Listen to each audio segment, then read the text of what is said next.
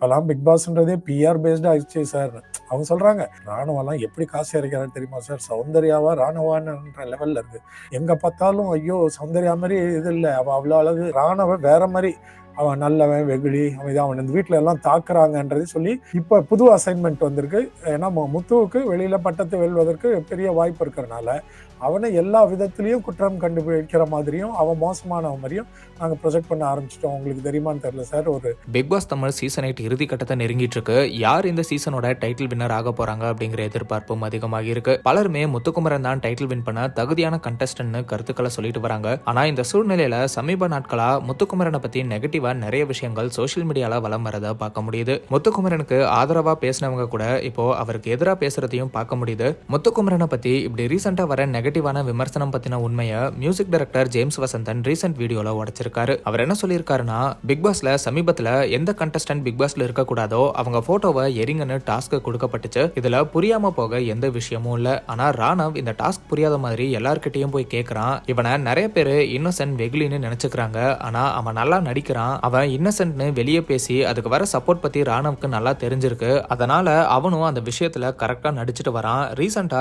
ராணவ் மற்றும் சௌந்தர்யாக்கு PR work பண்றவங்கள சந்திச்சேன். அவங்க என்கிட்ட நீங்க ஏன் சார் பிக் பாஸ் பத்தியெல்லாம் பேசுறீங்க, அது ஃபுல்லா பிஆர் ஒர்க்கா மாறிடுச்சுன்னு சொன்னாங்க. நானும் அவங்க கிட்ட என்கிட்ட பிஆர்லாம் வந்தா எந்த வேலையும் நடக்காது, நான் எனக்கு தோன்றதை பேசிட்டு இருக்கேன்னு சொன்னேன். அதுக்கு அவங்க சொன்னாங்க, முன்னாடி சௌந்தர்யா அழகா இருக்காங்க கியூட்டா இருக்காங்கன்னு பிஆர் ஒர்க் பண்ணோம், அது நல்லா ரீச் ஆச்சு. அதுக்கப்புறம் மக்கள் கொஞ்சம் முழிச்சுக்கிற மாதிரி தெரிஞ்சது. உடனே இப்போ பிஆர் சைட்ல இருந்து முத்துக்குமரனை நெகட்டிவா போட சொல்லி ரெக்வஸ்ட் வந்துச்சு. நாங்களும் அப்படி போட்டோம், அது நல்லாவே ஒர்க் அவுட் ஆச்சு. நாங்க எங்க வேலையை கரெக்டா பண்ணிட்டோம். ராணுவோட பிஆர் டீமும் இப்படிதான் பண்ணிட்டு வராங்கன்னு சொன்னாங்க. என்கிட்ட சிலர் பிஆர் வச்சு எப்படி ஒருத்தரை டைட்டில் வின் பண்ண வைக்க முடியும்னு கேக்குறாங்க.